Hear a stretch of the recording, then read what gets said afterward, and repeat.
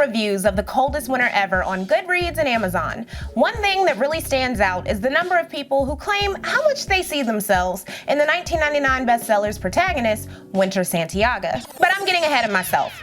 This book is a hallmark of plenty of Black women's childhoods and teenage years, whether we borrowed it from a friend and read it openly, or we stole it from a relative and read it secretly. It's juicy, fast-paced, funny, and emblematic of the rise of the genre that came to be known as urban and street literature throughout the 2000s. I loved this book so much as a teen, and I was reading it in 2008-2009 when there was an entire market of similar books available for readers like me. When The Coldest Winter Ever debuted in 1999, the book's author, Sister Souljah, was more famous for music, activism, and political drama with Bill Clinton than for fiction. Recently, I decided to revisit The Coldest Winter Ever for a quick pleasure read, and this was before it was announced that Sister Souljah is releasing a sequel to this book. And I can't believe that this was something I was reading as a 13-year-old. I had to stop and ask myself if during my teenage readings, was I catching the subtle lessons and critiques that Sister Souljah was trying to throw? Was I catching the bias? The answer is no. I was too preoccupied with wondering how far I'd get in the infamous groupie contest that took place between pages 200 and 202. That's what led me to checking out reviews of The Coldest Winter Ever and scouring Twitter and web forums for people's opinions on the book. Perhaps people haven't read it in a while, or maybe they weren't comprehending the actual story. But The Coldest Winter Ever was a cautionary tale, written by a woman with a particular worldview for Black girls growing up in the 90s. In this video, I want to explore how and why The Coldest Winter Ever ended up shaping the urban literature market, what Sister Souljah intended for this book to be, and how Winter Santiago would be written in 2020. If you have never read this book, click off now and come back, because this video will be filled with spoilers.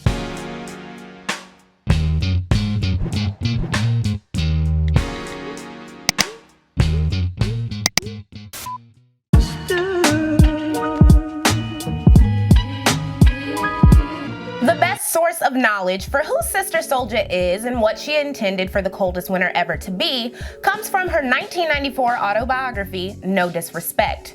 By the time it was published, she was married with a son. But before all that, she was born Lisa Williamson in the Bronx in 1964. She spent her college years in the 80s as a student of Rutgers University, traveling worldwide, being outspoken on campus on issues from apartheid in South Africa to American racial violence and the failures of the school system to properly educate Black children. She was featured on Public Enemy songs and later became a full member. Her most popular and well-known song was The Hate That Hate Produced. Souljah was not born to make white people feel comfortable.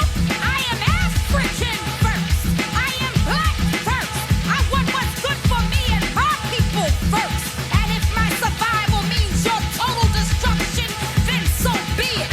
You built this wicked system. They say two wrongs don't make it right, but it damn sure makes it even.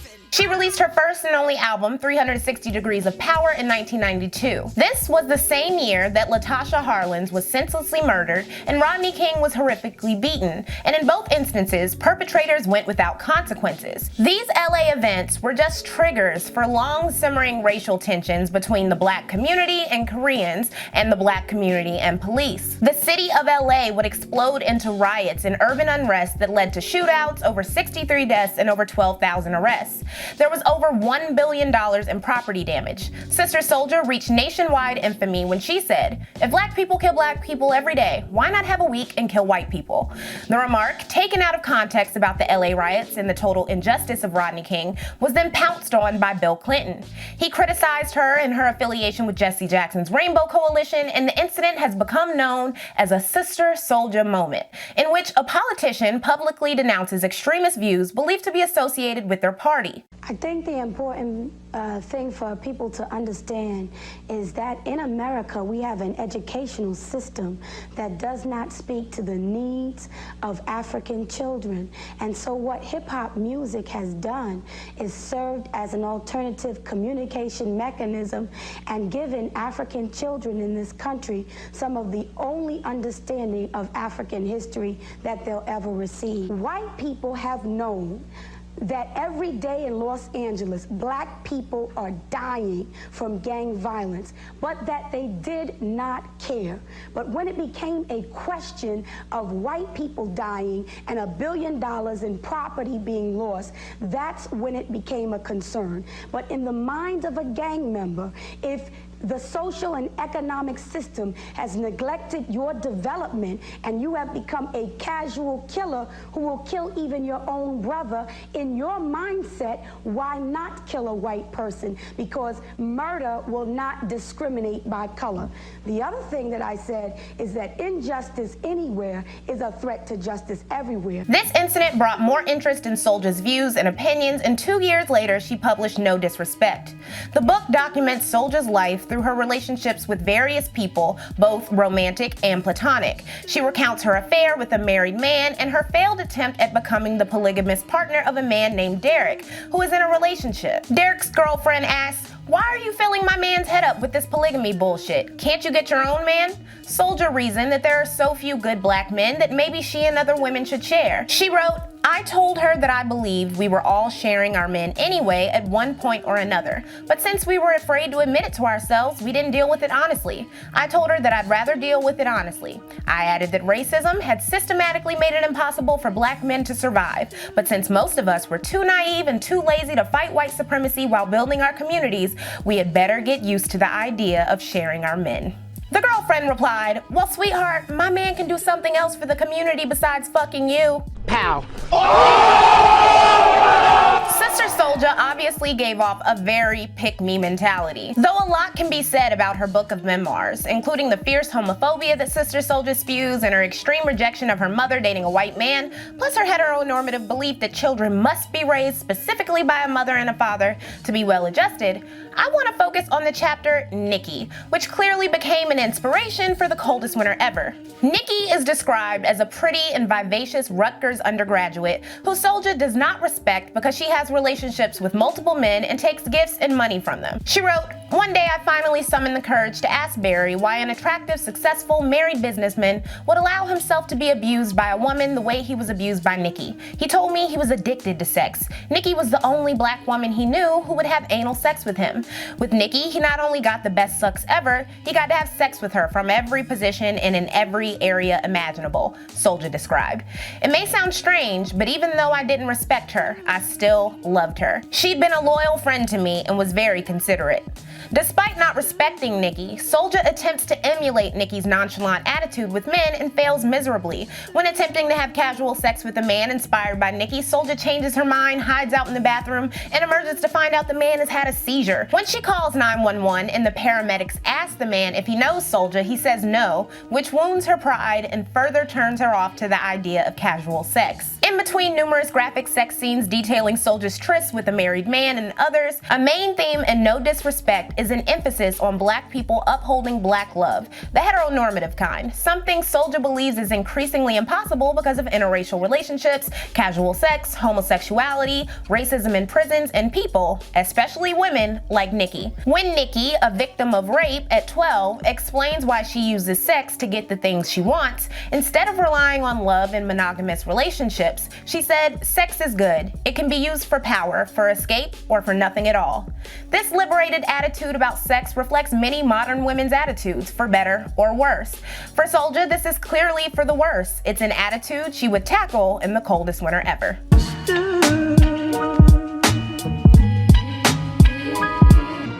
He mounted me on the floor doggy style and started giving it to me from the back. I came busting out of my mama's big coochie on January 28, 1977, during one of New York's worst snowstorms. A dick suck cures everything. So I unfastened Bullet's belt, dropped down to my knees, and went to work. Laying my titties on his chest and my hairs against his now erect big thank God dick, I began to suck. Yeah, this book was a lot. My reread was just as quick and engaging as the first time I got my hands on it, but as an adult, I reread lines not because of teenage hormones, but with amusement at the foreshadowing and obvious shade. On page 112, after Winter gets into a confrontation with her best friend Natalie because she flirted with her man, Winter's other friend says, "If I wasn't pregnant, I'd have your back, but I gotta look out for this one here," pointing to her pregnant belly. Winter then says, "Me and Simone stayed up drinking the rest of the night." It was little bits of irony like this that reveals Sister Souljah's intentions to critique hood rat and ghetto girl stereotypes. There's an interesting exchange on page 192 that takes place between the fictional Sister Souljah and a woman in attendance at a womanhood meeting being hosted by the rapper Aktavis. One woman mentions that she's a dancer at a strip club and that she does it to feed her daughter. A girl tries to clown her and the dancer says, "I bring home $300 to $500 a night. How much do you make?" To which the girl says nothing. Souljah then asks the dancer if she needs $300 a night to feed her daughter before delivering a judgmental and preachy lecture that essentially boils down to have morals, boundaries, and principles. This passage, along with other parts of the book, as well as the Nicki chapter in No Disrespect, predicts how Sister Souljah would write about many of today's black women who consensually engage in sex work. It has only become more mainstream and accepted, especially stripping. So naturally, when writing this video, I wondered about what elements Sister Souljah could satirize and turn into plot devices for a 2020 version of Winter Santiago. Though Winter was not officially a sex worker, she embodied all the characteristics of today's women who want money and gifts from men in exchange for sex, without the whore label. The girls who emphasize their differences from traditional sex workers, but who also emphasize that they need a Birkin or other luxury goods before smashing. If you're not getting you a Birkin, if you're not paying for your bills, then throw that to the streets, okay? Using today's culture for inspiration, a 2020 Coldest Winter Ever would discuss underage youth posting social media thirst traps, scamming, the glamorization of OnlyFans, getting flued out by potentially dangerous men, or even perhaps Winter could be a sexually explicit rapper trying to go viral on TikTok. If you listen to many female rap lyrics, the prevailing themes are things that Winter Santiago would identify with. As Winter says, "I like to feel good, relax, get high, dance, shake my ass, shop."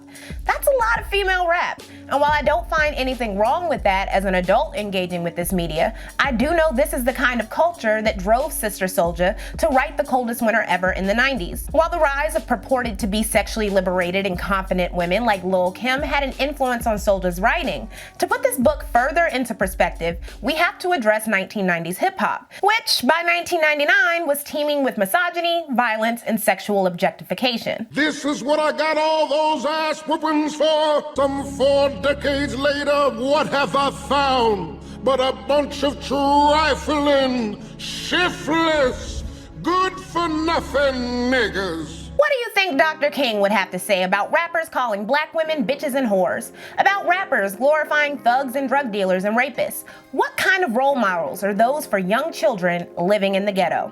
That was a quote from one of the most hated women in hip-hop in the 90s, politician and civil rights activist C. Dolores Tucker. She believed that rich white men were exploiting hip-hop to destroy the black community, and this is not a new narrative. Though she would be cemented in rap forever in songs like Tupac's How Do You Want It for her outspoken criticism of misogyny and violence in hip-hop. She was not the only person fed up with the noted uptick in shocking lyrics, just the loudest. Niggas love to complain. In 2020, we're used to hearing about wet-ass pussies and everything else, and arguments about such lyrics are quickly drowned out. But in the 90s, it was a fierce battle. Take this 1990 opinion essay by Tipper Gore, wife of Al Gore, the same Tipper Gore who launched a crusade against filthy music when she caught her 11-year-old daughter listening to Prince's Darling Nikki in the 80s. By the way, I would love to put Darling Nikki in this video, but I do not want it to get deleted because Prince's estate does not play. The op-ed was a clear artifact of the 90s in which the purely 100% white woman opens the article by writing, "Words like bitch and nigger are dangerous." She goes on to criticize not just hip-hop, but rape and misogyny in the music industry. During the same period, scholars of hip-hop were developing a framework for studying the cultural phenomenon, while a different caliber of artists, from Ice Cube to Tupac to Snoop, were catapulted into mainstream popularity. Plenty of people agonized over the increasingly vulgar lyrics, but others defended them as realistic experiences of black life and relationships that should be grappled with. And When Chicken Heads Come Home to Roost, a hip-hop feminist breaks it down. Joan Morgan wrote, "My decision to expose myself to the sexism of Dr. Dre, Ice Cube, Snoop Dogg, or the Notorious B.I.G. is really my plea to my brothers to tell me who they are. I need to know why they are so angry at me. Why is disrespecting me one of the few things that make them feel like men?" So The Coldest Winter Ever's main plot is a young girl reared in ghetto luxury under the guidance of a kingpin father who impregnated her mother when she was 14.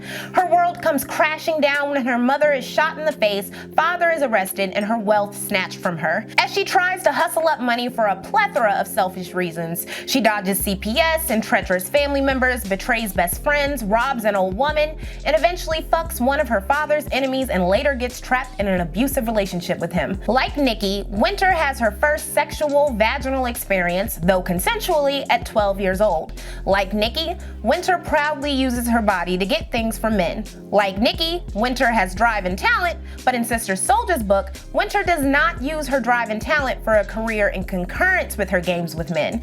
Instead, her games with men are central to her very hustle. While Winter will do nails or hair or sell boosted items for survival, her main focus is locking down a baller like her father, who will take care of her. She sees no future or fulfillment in doing nails and hair, even if she's talented at those tasks. The main object of Winter's affection, the man she initially wants to be her own Santiago, is Midnight. Not only is he too old for her at 22, but he does not like her at all. When Winter agonizes over this and asks her mother for advice, she lists superficial reasons for why Winter is so special. On page 26, she says, "Trust me, there is no way he doesn't like my baby. You're young, you're fine, you got everything a girl could want. Pretty hair, beautiful eyes, clothing, jewels." Everything listed is not only physical, but are things that can change in an instant. But this is what Winter heard her whole life, that her power and worth laid in her material possessions and beauty. A lesson I've seen too many girls succumb to growing up, thinking that along with getting a man, that these superficial qualities are the key to keeping said man faithful. So we see why Winter's perceptions of self-esteem and love are fucked up from the beginning. On page 40, after Winter asked Midnight if he was fucking some girl named Tasia, he asked her, "Is that what you want me to do to you? Fuck you, then talk about it with some other hoe?" Winter's internal monologue says, "Is this some type of trick question or something? Yes, I did want him to fuck me. Hadn't I made that clear? No, I didn't want him to talk about me with some other hoe. I want him for myself. Was he calling me a hoe?" She later tries to seduce him as her younger sisters sleep in a nearby room, and he's disgusted. Midnight then asks Winter about her interests, to which she narrates, "My mind drew a blank." After a moment, she says, "I like to feel good, relax, get high, dance, shake my ass, shop.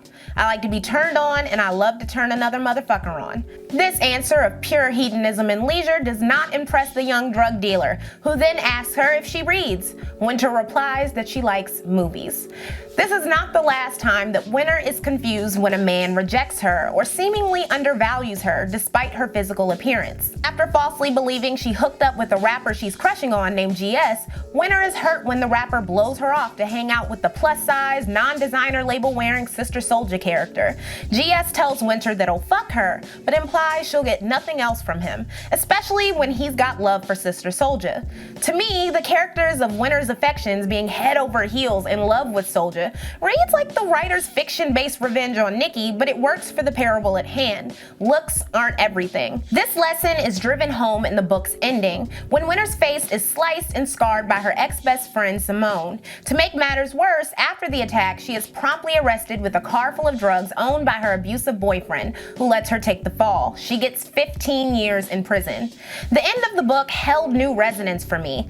When I was a teen, I was in disbelief at Winter's fall, how she ended up in prison, never looking in the mirror, not being cute anymore, not being able to party, not being able to have fun or be free. I looked at it from a reasonable, albeit childish, perspective as a teen. But as an adult, I looked at it from another angle. It's Winter's inner monologue at the end of the novel when she attends the funeral of her mother, who went from a kingpin's bougie wife to a crack addict. Winter's two youngest sisters ended up with Midnight and are now Muslim, in the complete opposite of Winter. The middle sister, Portia, arrives to the funeral decked out in designer gear, obviously engaged in the activities Winter was engaged in before prison. Winter says, "Now I took a good look at Portia. She was perfect, her hair was perfect, her legs were perfect, her clothes were perfect, but I wanted to warn her about certain things in life. Usually I'm not at a loss for words, but I didn't feel good enough to tell her what I really thought. I knew what she would think. Winter, you're just saying that because you're in jail. Winter, you're just saying that because you're ugly. Winter, you're just saying that because you're jealous." So instead of saying what I had learned, what was on the tip of my tongue, I said nothing at all. Hell, I'm not into meddling into other people's business. I definitely don't be making no speeches. Fuck it, she'll learn for herself. That's just the way it is. In this cold passage, Winter refuses to pass on knowledge to her younger sister, believing that she's better off eventually suffering through things the hard way. This selfish and individualistic perspective is something that activists like Sister Souljah and others, even myself, have decried as a detriment to Black progress. In no disrespect, Souljah ends the compendium of embarrassing stories with a list of lessons. The wisdom is tainted by internalized misogyny, but it is Souljah's brave attempt to keep the next generation from making the same mistake she did. Even still, I felt what Winter was saying. Many of us can relate to the experience of having knowledge and insight that a young person will not want to hear. This reality makes many of us reluctant to share, reluctant to help, reluctant to be the old fart criticizing something that may be harmful because we know what it was like to be skeptical of older people judging us. And that made the ending much more powerful for me. So, Sister Souljah herself said in 2011 that she rejects the Black urban and street lit genre. She said, "I'm not in sync with this street lit genre. I think that when European authors or Euro-American authors write about urban, suburban, or rural areas, it's just called literature. So I call my work literature, and anyone who reads my books knows that it's literature." That may be what she believes, but her book was street lit to a T. Ultimately, Winter was doomed from the start. Her father was cheating on her mother and had a whole other family, despite Winter's mother's insistence that her beauty and sex game kept Santiago trained. Also, it's interesting that Mrs. Santiago never gets an official name, symbolizing her one-dimensional existence as a materialistic, hypersexual, and shallow woman with no other personality. Santiago, who wasn't even present at the hospital when Winter was born, a man who made tons of dope money but never made sure his family would be secure in the case of his downfall, also profoundly impacted the image-obsessed Winter's path from a regular, though troublesome teenage girl to a street-crawling hustler who thought survival required cheating and having no scruples. Though Winter could have worked hard and saved money by doing nails and hair or getting a job, shit, even like the stripper Sister Souljah looked down on, she sought out fast money that involved harming or playing others because she was raised to believe that she was too special and beautiful for a life of average success. Lastly, Winter's life trajectory is a reflection of the lessons Souljah lists at the end of No Disrespect. From the influence of parenting to looking for validation in other people, The Coldest Winter Ever is a hood allegory and fable foundational to the Black urban literature genre.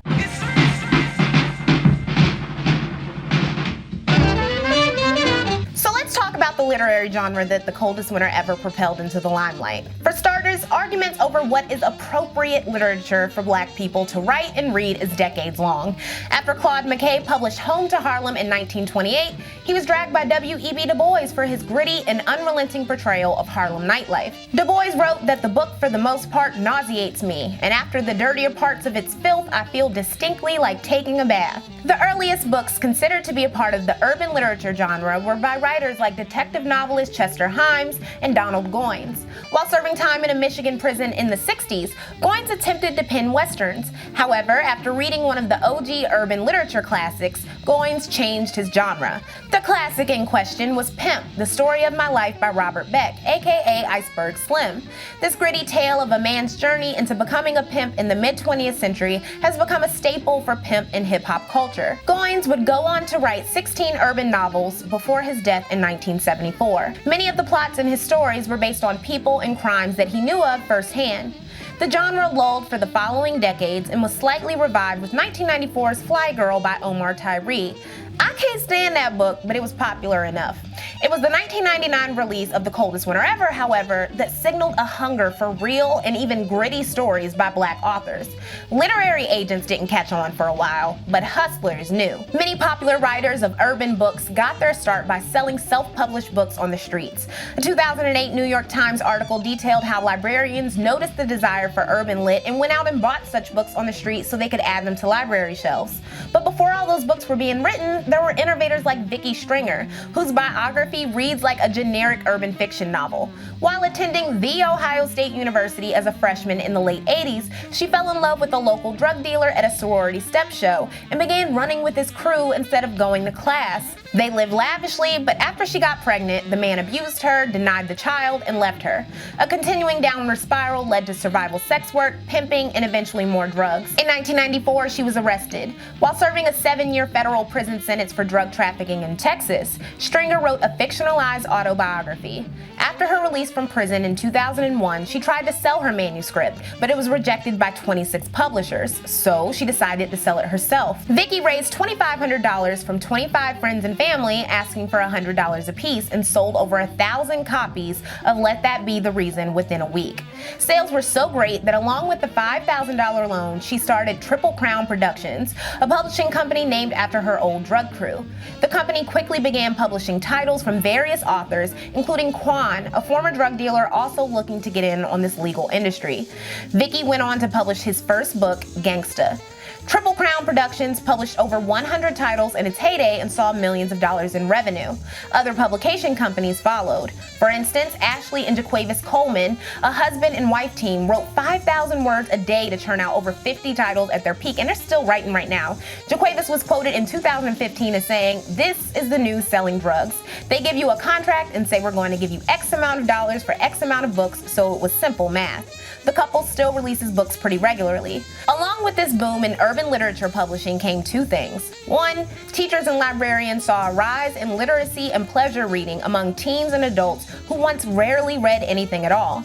Secondly, there was a rise in criticism as people bumped heads over whether or not increased literacy was actually good if the books in question were full of sex, violence, and questionable morals. A 2006 opinion piece by Nick Childs in the New York Times titled, "Their Eyes Were Reading Smut," summed up critics' complaints of urban literature. He wrote, "On shelf after shelf, in bookcase after bookcase, all that I could see was lurid book jackets displaying all forms of brown flesh, usually half naked and in some erotic pose, often accompanied by guns and other symbols of criminal life. I felt as if I was walking into a pornography shop. Except in this case, the smut is being produced by and for my people, and it is called literature."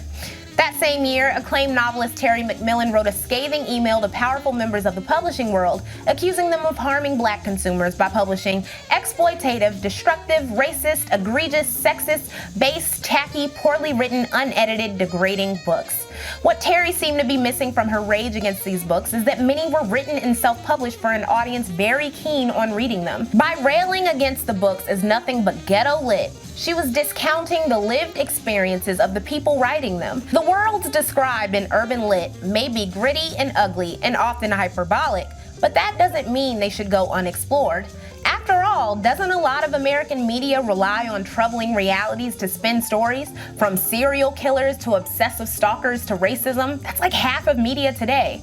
The only difference is that such media doesn't utilize the same explicit and straightforward language that thrives in black culture. Sorry if we're cool with saying damn shit ass fuck bitch hell and pussy and coochie and all that. And even then, have you read Bret Easton Ellis or watched Quentin Tarantino? Lots of depravity, lots of violence, lots of drugs, lots of F-bombs, and more. Urban literature readers appreciate the tough realities that permeate the books. Scholar Keenan Norris said, "I don't think you'll find another genre of literature outside of academia that deals so extensively with the prison industrial complex, with the lived experience of mass incarceration, with the impact of the drug laws that came out of the 1980s, mandatory minimum sentencing, the disparity between crack and powder cocaine convictions." Other experts and readers have pointed to urban literature as being cautionary tales that warn readers of the usual dangers, just like any other fable, like not making wrong enemies with the wrong people, and that all that glitters isn't gold.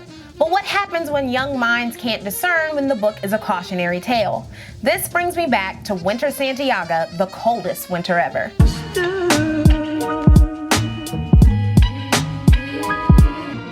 My reread of this book was great, but it really revealed that even at 14, the smart child that I was not grasping the nuances of the book. I don't agree with Sister Souljah's obvious slut-shaming and disapproval of sexual liberation, nor the homophobia that permeates passages of the book, nor did I like her obvious positive bias for the character Midnight, who as a misogynistic drug dealer is written sympathetically and given sequels that many people, including myself, never finished.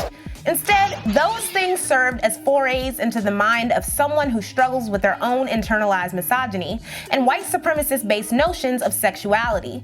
It's a cultural artifact from a time when pick-meism, homophobia, and political incorrectness was the default. A time when many of our mothers, aunts, and other female family members held similar views mired in respectability politics. In no disrespect, Soulja obviously posits herself as more spiritually in tune with her sexuality than someone like Nicki, making a point to emphasize that her experiences were with men she had deep connections with or learned from. That's why it's so fascinating to me. She embodied the generation of women caught between the complete sexual repression and shaming of yesteryear and the city girls of today. Her own problems with sex informed The Coldest Winter Ever, mixing obvious judgment with a very realistic portrayal of black girlhood that many of us relate to in one way or another.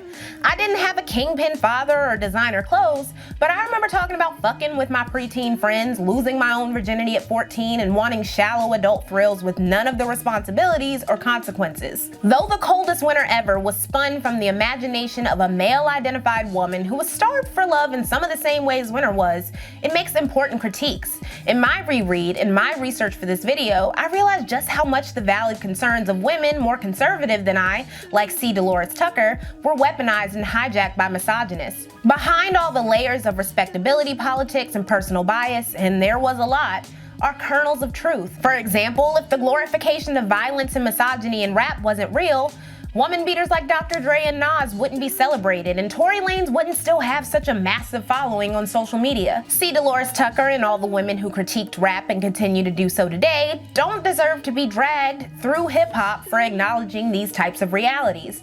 This is what I thought about when reading Winter's tale. Though the book is hoteppy in tone, See, truth tellers like myself have got to be fearless. especially when read with no disrespect and considered within the context of Soulja's life, she does make a few points for the mature reader. It makes you think about the ways that some black girls are socialized to value themselves based on physical attributes, or how they prioritize romantic relationships over female friendships, or how they value themselves based on sexual experience or lack thereof, and how they're materialistic. Like Winter to her sister Portia at her mother's funeral, what does our generation have to say to the younger generation? What warnings do we have that may be misconstrued, and will we be brave enough to say them? These are the kind of topics I've been mulling over while working on my fourth book, and thinking about the ways that female empowerment and confidence is warped in the social media age and along with capitalism.